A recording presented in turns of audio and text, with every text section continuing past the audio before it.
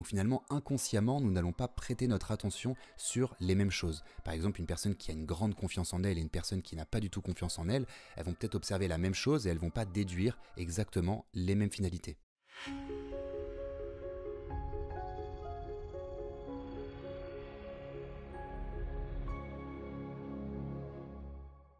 Bienvenue dans cette vidéo sur la confiance en soi dans laquelle nous allons comprendre les différentes erreurs qui nous bloquent. Alors l'objectif principal de cette vidéo va être bien évidemment que l'on puisse analyser ces différentes erreurs, mais à l'issue de chacune de ces erreurs, je vais également te partager quelques astuces que tu vas pouvoir appliquer dans ton quotidien pour simplement pouvoir augmenter ton niveau de confiance en soi assez rapidement. Et nous allons donc pouvoir nous lancer à travers 4 grosses erreurs que j'ai pu identifier, que j'ai moi-même fait par le passé, mais également que je continue d'observer chez différentes personnes que j'accompagne ou encore chez des personnes de mon entourage qui manquent de confiance en elles. La première erreur, c'est le manque d'entraînement. En fait, il y a beaucoup de personnes qui pensent qu'il y a peut-être une clé absolue qui nous permet d'avoir confiance en soi, ou encore pensent que certaines personnes sont nées avec la confiance en soi et que simplement elles n'ont pas confiance en elles et que tant pis c'est comme ça et elles n'y arriveront pas, ou alors du moins elles n'ont peut-être pas la formule idéale pour réussir. En réalité, c'est complètement faux. La confiance en soi n'est pas quelque chose d'inné, c'est quelque chose d'acquis. C'est quelque chose qui se renforce, c'est quelque chose qui se travaille dans notre quotidien. En fait, la confiance en soi, c'est comme un muscle que l'on peut donc muscler à travers de la répétition. C'est en répétant une action que je vais progressivement avoir confiance en ma capacité de réussir dans ce type de domaine à travers cette action que j'ai répétée. La plupart des personnes qui ont une grande confiance en elles dans un domaine précis se sont en réalité extrêmement entraînées. Elles ont beaucoup d'expérience dans le domaine, elles ont fait des erreurs, elles ont compris leurs erreurs et elles ont pu évoluer, elles ont pu avancer.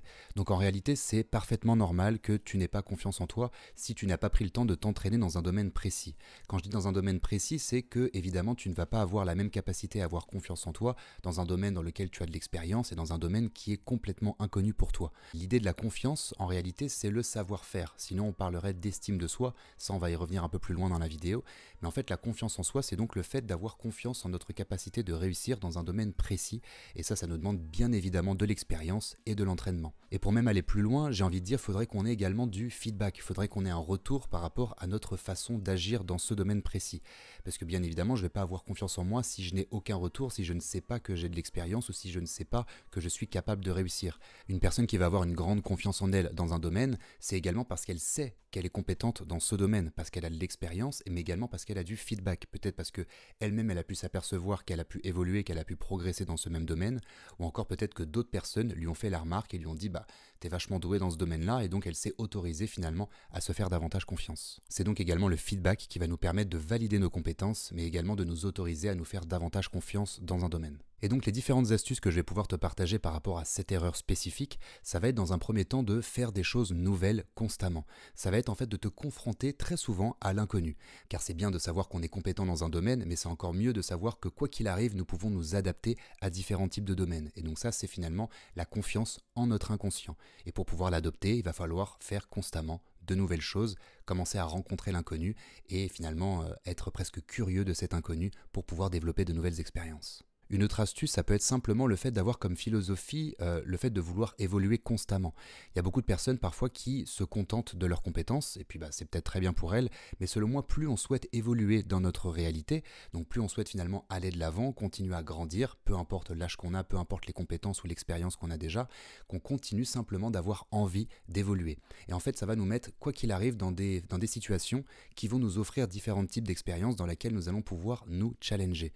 Et c'est finalement ce challenge, cette rencontre vers l'inconnu qui va nous permettre donc de prendre des nouvelles expériences et de pouvoir s'apercevoir que nous sommes capables de nous faire confiance au niveau de notre inconscient. Ensuite, 2 autres astuces que je pourrais te partager assez rapidement, ce serait le fait de demander du feedback autour de toi lorsque tu t'entraînes dans un domaine précis. Ça va donc te permettre d'observer presque factuellement, d'un avis extérieur, que tu évolues dans un domaine précis. Ça va peut-être te rassurer et ça va donc finalement te mettre dans une position où tu vas t'autoriser à avoir davantage confiance en toi naturellement. Et enfin, une dernière petite astuce, ça va être simplement d'accueillir l'échec comme un apprentissage, comme une leçon de vie.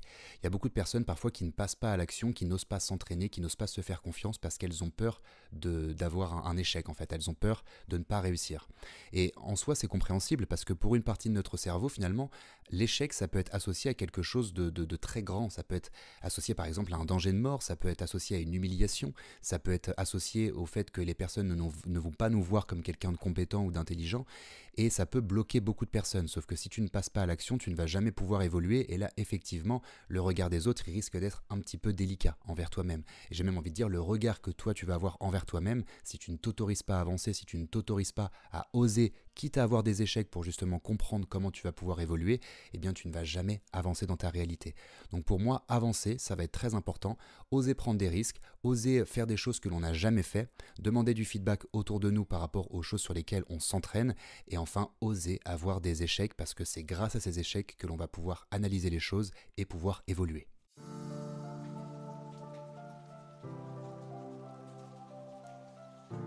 Ensuite, la deuxième erreur que je peux rencontrer fréquemment dans les personnes qui manquent de confiance en elles ou celles qui n'arrivent pas à développer leur confiance en elles, c'est qu'en réalité, elles ont une grande croyance limitante autour de la confiance en soi. Toutes nos croyances, c'est-à-dire tout ce que l'on peut croire de nous-mêmes, de croire de qui nous sommes ou encore de si nous sommes compétents ou non, en fait ce sont comme des filtres au niveau de nos perceptions. C'est-à-dire qu'en fait nous captons la réalité en chaque instant à travers nos 5 sens, et en fait les croyances vont venir comme des filtres, comme filtrer notre réalité.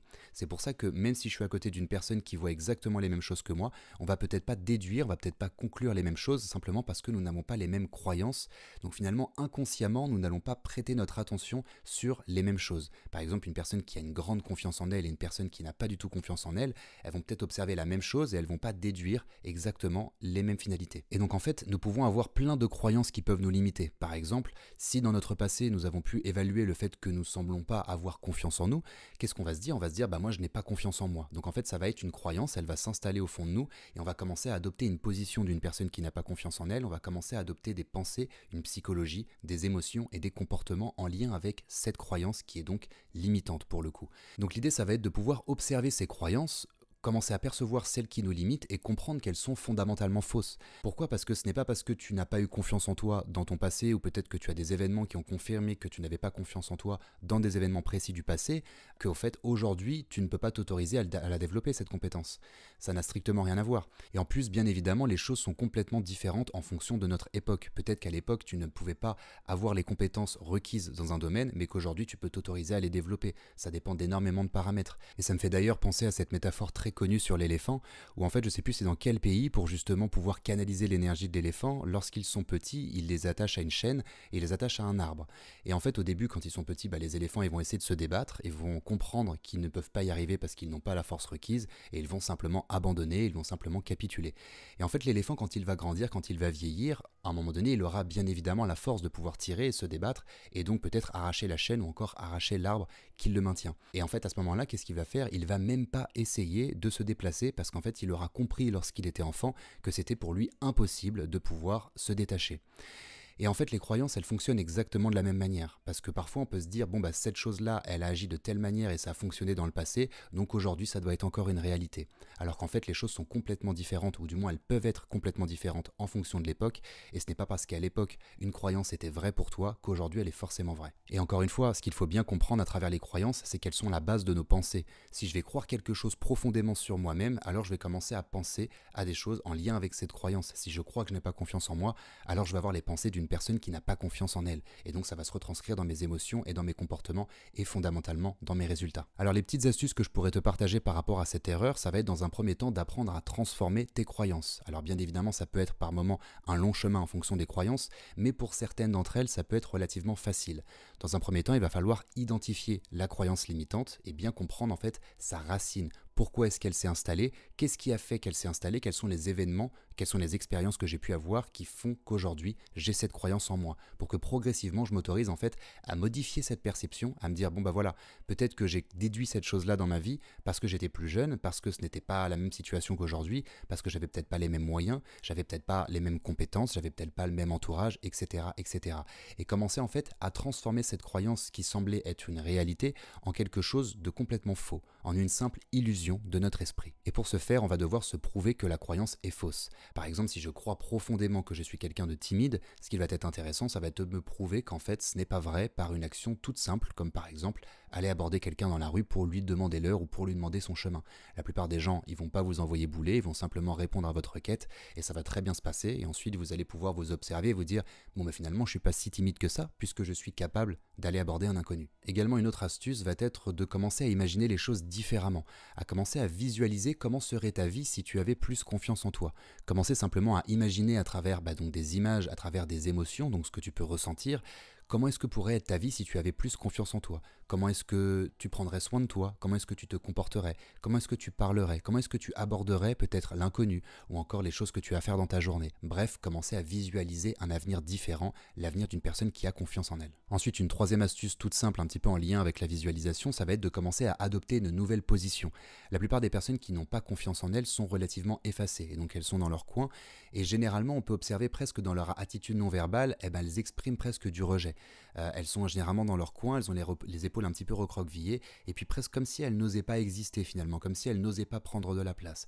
Et bien progressivement, on va ouvrir les épaules, on va s'autoriser simplement à prendre un petit peu sa place, s'autoriser à avoir son espace à soi, puisque si nous sommes sur cette planète, c'est qu'également nous avons le droit d'exister. Si nous avons notre personnalité et que nous sommes qui nous sommes aujourd'hui spécifiquement, c'est pour une raison, c'est parce que nous avons un chemin à accomplir et il va être beaucoup plus simple pour nous de l'accomplir si nous nous faisons confiance dans notre réalité.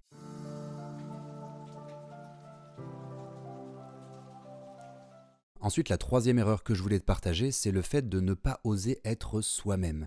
Malheureusement, il y a trop de personnes en fait qui justement ont dû recevoir certaines suggestions de l'extérieur qui ont fait qu'aujourd'hui elles ont des croyances limitantes sur elles-mêmes, qui font qu'en fait elles n'osent pas être elles-mêmes et qu'elles ont tendance peut-être à se comparer aux autres, à observer autour d'eux et à se sentir moins bien que les autres et donc finalement à vouloir peut-être ressembler à d'autres personnes plutôt que de faire briller leur propre authenticité. Généralement, lorsque l'on n'ose pas être nous-mêmes, c'est parce que nous avons également une estime de soi qui est relativement faible.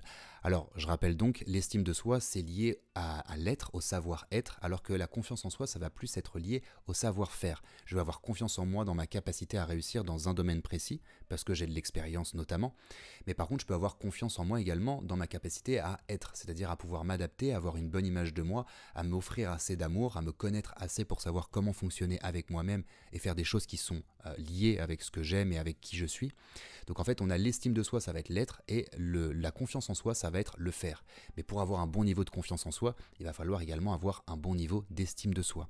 Donc généralement, lorsque l'on n'ose pas être pleinement nous-mêmes, c'est parce que nous manquons d'estime de nous-mêmes, nous n'avons pas encore une bonne image, et nous n'offrons peut-être pas assez en profondeur, assez d'amour justement, pour pouvoir oser être qui nous sommes. Et généralement, les personnes qui manquent également d'estime d'elles-mêmes, c'est des personnes qui veulent être aimées.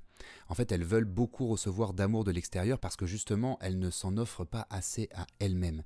Et donc en fait, le fait de vouloir quémander, le fait de vouloir aller chercher de l'amour à l'extérieur, ça nous renvoie à notre propre manque d'estime de nous-mêmes et donc au fait que l'on n'ose pas être nous-mêmes. On a besoin de la validation de l'extérieur pour pouvoir s'estimer, pour pouvoir s'autoriser à avoir un certain niveau de confiance parce que justement à l'intérieur nous ne nous offrons pas assez d'amour et assez justement d'estime et de valeur. Également, lorsque l'on n'ose pas être nous-mêmes, on peut avoir peur du regard des autres et donc peur du jugement extérieur et cela généralement a un gros impact sur ces personnes-là qui n'osent pas être elles-mêmes. Et ce qu'il faut bien comprendre, c'est qu'en réalité tout ça c'est une énorme illusion en réalité. Peu importe le jugement que certaines personnes pourront faire sur toi, peu importe le regard qu'ils semblent avoir sur toi, tu as le droit d'être toi-même, tu as le droit d'avancer vers tes rêves, tu as le droit d'avancer vers ce qui t'inspire, vers ce qui t'aspire, simplement parce que tu es unique et que tu es qui tu es. Ok ? C'est pour ça qu'on va directement faire la transition sur les astuces que je vais pouvoir te partager justement par rapport au fait de ne pas oser être soi-même. Ça va être d'apprendre dans un premier temps à t'observer, apprendre à t'écouter, apprendre à te comprendre, à t'accueillir, à t'accepter et donc à t'aimer. Aujourd'hui, tu es la personne que tu es et c'est comme ça, ok ? Tu es physiquement tel que tu es mentalement tel que tu es, il va falloir composer avec. Peut-être que tu as vécu plein de choses difficiles dans ta réalité, que ce soit dans ton environnement, dans ton éducation ou encore dans plein de choses qui peuvent être autour de tout ça. Finalement, peu importe, il va falloir qu'en fait tu te nourrisses de toutes ces expériences pour pouvoir grandir, pour pouvoir en faire une force, pour pouvoir avancer en confiance. Il va donc falloir apprendre à être authentique et donc apprendre à t'aimer, à respecter finalement ce qui fait que tu es quelqu'un d'unique, à respecter donc tes rêves, tes envies et commencer à te créer un chemin qui te ressemble. Pour ça également, peut-être que tu vas avoir besoin de t'explorer pour mieux te comprendre, pour mieux te connaître. Pour ça, il y a un outil qui est formidable qui est l'auto-hypnose. J'ai d'ailleurs fait une formation 100% offerte qui s'intitule Initiation à l'auto-hypnose. Tu vas pouvoir retrouver le lien dans la description. Mais ce qu'il faut également retenir, c'est qu'en fait, nous ne pouvons pas plaire à tout le monde. Ça, c'est une réalité. Tu prends aujourd'hui, par exemple, les personnes qui ont les plus grandes réussites sont en réalité des personnes qui sont énormément détestées par beaucoup de personnes, ok? Et même peut-être que toi, il y a des personnes, quand tu les observes, tu te dis, waouh, cette personne-là, elle a une grande confiance en elle. Peut-être que c'est dans ton entourage, peut-être que c'est des personnes que tu ne connais pas, comme des stars, par exemple. Mais en fait, si tu regardes bien, ces personnes-là qui transpirent la confiance en elles, il y a plein de gens qui ne les aiment pas. Peut-être parce que ça les renvoie à leur propre manque de confiance en eux, ou encore plein d'autres choses, mais finalement peu importe. Ce qu'il faut bien comprendre, c'est que quoi qu'il arrive, tu ne feras pas l'unanimité. Et en fait, une fois que tu as profondément accepté cela, tu peux t'autoriser à être toi-même, puisque tu vas te dire, ok, bon bah en étant moi-même, je vais attirer des gens qui résonnent avec ce qui m'inspire, avec ce pourquoi je suis doué, avec ce que j'ai envie de partager. Mais finalement, les personnes qui ne m'aiment pas, eh bien peu importe, elles vont pas m'écouter, elles vont écouter quelqu'un d'autre et puis elles vont faire leur vie, ok? Elles ont elles leur propre chemin, elles ont leurs propres leçons également à comprendre, à tirer de la vie. Et donc si elles ne s'intéressent pas à toi, eh bien c'est très bien comme ça, peut-être que vous n'étiez pas fait pour finalement bien fonctionner ensemble. Et c'est très bien comme ça, on est énormément sur la terre et heureusement que l'on n'a pas besoin de plaire à tout le monde. Et pour aller même encore plus en profondeur, il y a une chose pour moi qui est fondamentale à comprendre, c'est que tu es unique et tu es unique pour une raison, c'est t'accomplir sur cette planète, t'accomplir dans cette réalité. En fait, je pense que justement, il y a tellement de personnes qui ne font pas ou qui ne sont pas qui elles sont censées être en profondeur, c'est-à-dire qu'ils ne sont pas authentiques ou qu'ils ne font pas ce qu'elles ont envie de faire, mais simplement qu'elles font d'autres choses peut-être pour répondre à l'amour de leurs parents ou à l'amour de leurs proches ou peu importe à quoi, mais finalement qui ne sont pas sur leur propre chemin d'authenticité. Et en fait, parfois, elles passent à côté de leur vie et elles ne sont pas à leur place. Et malheureusement, parfois, en fin de vie, on rencontre des personnes qui sont tristes de leur vie parce qu'elles n'ont pas osé prendre des risques, elles n'ont pas osé faire ce qu'elles avaient réellement envie de faire, ou encore être qui elles voulaient réellement être dans cette réalité. Et c'est bien évidemment regrettable, mais j'ai même envie de dire, au-delà de tout cela, je pense que si on veut vraiment être en paix avec nous-mêmes en profondeur, il est hyper important de savoir s'écouter, de savoir répondre justement à nos envies, à nos aspirations et à pouvoir se créer un chemin authentique, un chemin qui nous ressemble. Parce que si l'on ne fait pas ça, pour moi, nous n'allons pas pouvoir véritablement être en paix avec nous-mêmes et c'est lorsque nous ne sommes pas en paix avec nous-mêmes que nous ne sommes pas en paix avec les autres, avec l'extérieur. Et selon moi, c'est également pour ça qu'aujourd'hui, le monde est assez déséquilibré parce qu'il y a tellement de personnes qui ne sont pas à leur place, qui sont en réalité frustrées de la réalité qu'ils expérimentent, ils ne sont pas en paix avec eux-mêmes et donc forcément ils vont vouloir être en conflit avec les autres et ils ne vont pas être en paix avec l'extérieur. Et en fait, si on fait une somme justement de toute notre planète et de tous les êtres humains sur cette planète, si personne n'est à sa place, eh bien c'est un énorme bazar. Alors que si chaque personne justement s'autorise à prendre sa place et à répondre à ce qu'il aspire à l'intérieur profondément, alors les choses seraient beaucoup plus justes. Je pense en tout cas qu'il y aurait beaucoup moins de conflits puisque chaque personne serait beaucoup plus en paix avec elle-même, se ferait confiance et en aurait un petit peu rien à faire de ce que les autres peuvent en penser. Et enfin, la dernière astuce que je voulais te partager par rapport à ça, c'est le fait de t'autoriser à prendre soin de toi. C'est-à-dire en fait à commencer à te comporter comme une personne qui a confiance en elle. Une personne qui a confiance en elle, c'est une personne qui s'aime dans un premier temps. Alors c'est pas de l'ego, on va voir ça juste après dans la quatrième erreur, mais en fait c'est des personnes qui s'autorisent à être elles-mêmes et qui essayent de donner le meilleur d'elles-mêmes et donc de rayonner le plus possible naturellement. Et donc généralement c'est des personnes qui prennent soin d'elles, tout simplement. C'est des personnes qui font du sport, qui s'alimentent bien, qui essaient de fréquenter des personnes qui sont bonnes pour elles, qui font simplement des choses qui sont bonnes pour elles parce qu'elles s'aiment, qu'elles se respectent. Donc il peut y avoir énormément de paramètres comme par exemple la façon dont tu vas t'habiller, la façon dont tu vas prendre soin de toi, parce que je pense fondamentalement que l'image de soi a un impact énorme sur la confiance en soi. Donc l'image de soi, c'est de l'estime de soi, mais l'estime de soi est dans la confiance en soi. Ok ? Donc finalement, la façon dont je vais m'observer va également pouvoir refléter la façon dont je me fais confiance, à un certain degré. Donc aujourd'hui, si tu as déjà envie de commencer à développer ta confiance en toi assez rapidement, commence à t'habiller de la façon dont tu as envie de t'habiller, commence à essayer de te sentir beau, de te sentir bien, de te sentir bon, simplement pour pouvoir avancer avec davantage de confiance naturellement.